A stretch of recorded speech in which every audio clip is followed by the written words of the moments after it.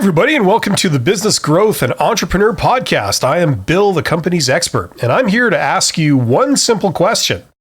How creative are you? This is something I think everyone has to ask themselves at some point in their lives. And maybe a follow-up question. Do you accept trade-offs? That's a very important question. Now, this is aimed at people that maybe want to start a business of their own, want to do a side hustle, or you don't care about that. You just want to have a corporate job and be a good employee and perhaps be promoted into the role where you need to make decisions. Okay, you're running something and that's your ambition. Either you're an executive or you're a general manager or mid-level manager, somewhere in there where you have to start making decisions about how things are done in your area. Now, the motivation for this is something that I learned early on. And, when I ended up running a company, basically, this is something that I looked for in candidates that wanted to run their own department. So basically mid-level management and up. And it was, as far as I'm concerned, a measure of how capable people are. And it has to do with creative problem solving.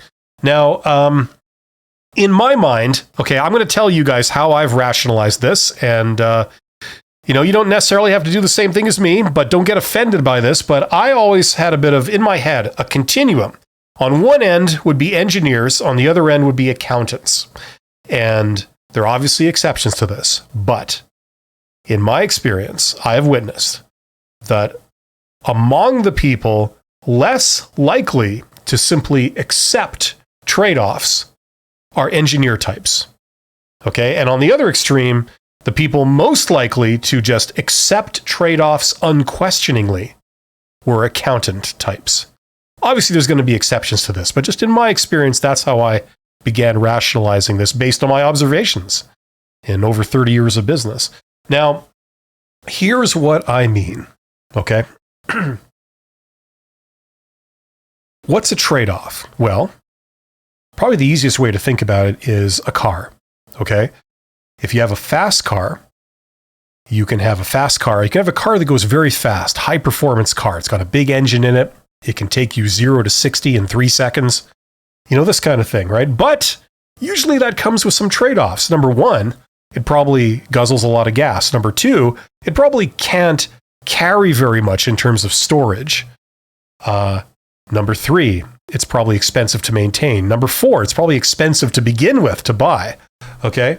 As opposed to something like maybe a van, a big van, where it doesn't give you the best acceleration, but it can carry a lot more materials and people, right? So you've got a trade-off. Either you could have, very fast acceleration, or you could have a lot of storage space. But those tend to go 180 degree in the opposite direction. You have to choose one or the other. You can't have both at the same time. And if you try and have a sort of a medium amount of one, you can only maybe get a medium amount of the other. Okay, that's what I'm talking about in terms of a trade-off. They contradict each other. Okay, now, what I have noticed over my career is that in business, okay, you have to make a series of decisions of how you're going to do your thing. If you're in business doing something, how are you going to do it? And every decision requires trade-offs. Should you hire somebody that's exceptionally talented, but chances are they're going to be expensive if you want to hire them. You have to pay them a lot of money. Or are you going to get away with somebody really cheap? Well, you don't have to pay them a lot of money. They'll work for minimum wage, but chances are their performance is going to decrease. It's not going to be very good. So there's a trade-off right there. Okay. Now, this is what I'm talking about. In my experience, engineer types, they're people that are less likely to simply accept a trade-off and instead question it. Because after all, engineering is about how to design things so that they work better, right? That's the whole point. Now you can imagine how the automobile would have developed if people didn't overcome trade-offs, right? It wouldn't have really developed at all. We'd still be driving Model Ts. right? They went slow. They broke down often. They were comparatively expensive to buy.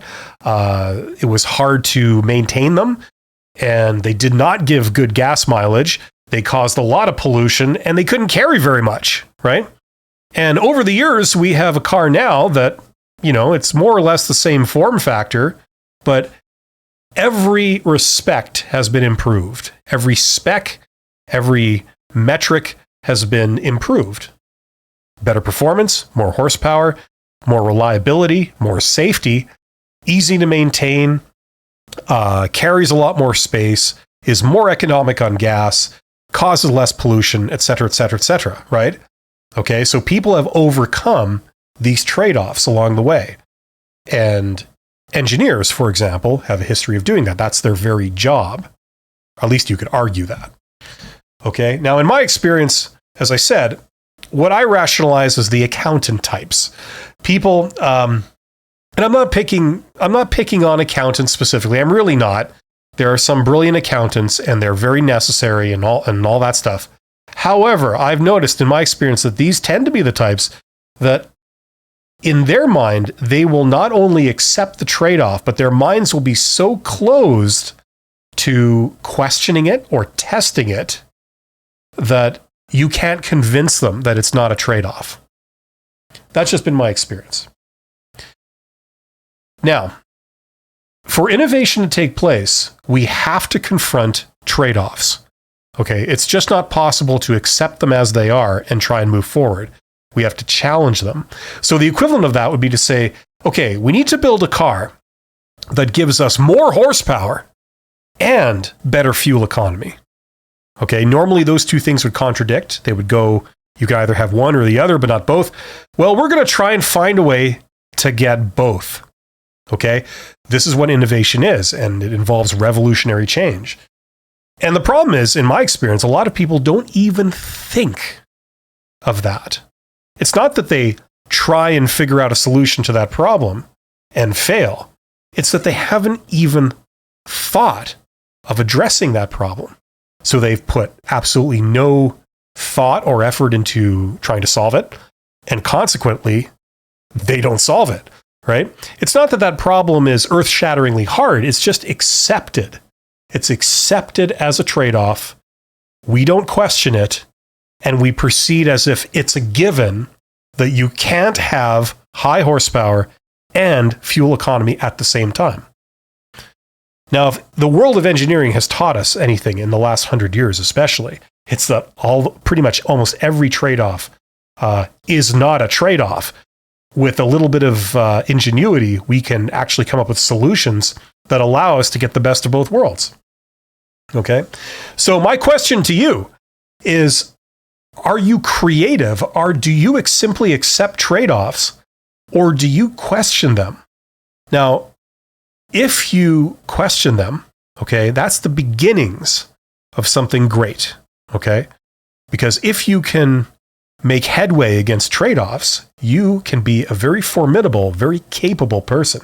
And in my experience, that is one of the requirements to being a decision maker in a business, somebody who's in charge of things. One of the key requirements is that they have to not simply accept trade-offs without thinking about it and always just assume that they can't be improved, is you need to be able to question them.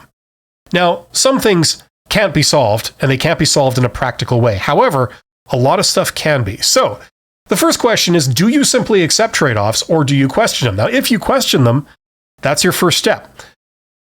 However, that's not enough. The second step, okay, if you question the trade-off, you think, is there a way to get the best of both worlds? Why do we simply have to accept that we can only have one thing or the other? Why can't we have both at once? Okay, the next step is to do research. Okay, you can study up on the topic. You can ask experts, or people with experience, what's been their experience. You can run this problem by them, get their thoughts on it. Doesn't mean you have to accept their thoughts at face value, but it's a tool. And then the third part is coming up with a creative solution, perhaps something that you haven't actually seen before, that stands a chance of addressing the trade-off. Now, In business, there is a topic that I think is quite fascinating. It's called trees, T-R-I-Z, trees, or if you say Z for a living, T-R-I-Z. This is something that's occasionally taught in MBA programs to business students. However, it's actually at its heart an engineering discipline. It sort of bridges the gap between mechanical engineering, where it originated, and the world of business, which is one of its strongest applications in globally these days. And actually, if you were to take my course, the $100 MBA, that is one of the components of the course. And I recommend a textbook, and I give some examples and talk about it on a few videos. But it's great because it's the science of addressing contradictions. Okay, this was invented in the former Soviet Union of all places, and it spread all over the world. It's been studied globally because it was so successful. And basically, where you identify the exact contradiction that you're facing, and there are several standard techniques that you can do that give you a methodology for solving that contradiction. Okay? There's several that are covered in this particular course. We talk about things like the separation principles. We talk about the laws of technological evolution and the contradiction matrix. And then it goes there. There's more tools besides that get quite complicated. But those three things, because they're so simple, just by applying those, you can actually address and solve a lot of contradictions that you find. And that makes you an extremely capable problem solver, where you're relying on creativity to do innovative problem solving. And as I say, if this is something that is interesting to you, I recommend that you read up on it, study it, because it can be an extremely powerful skill. And if you take my course, you get exposed to that, but you don't need to take my course to learn about it. Look up trees, T-R-I-Z, and learn about some of these tools that are freely available. And if you do that, you're taking your steps into a larger world of being much more capable, being an incredible problem solver that can solve a lot of problems that you will encounter in life along the way. So hopefully that makes sense. Hopefully that's interesting to you. Thank you for your attention. You guys are awesome, and I hope to see you on the next episode of the Business Growth and Entrepreneur Podcast. Take care.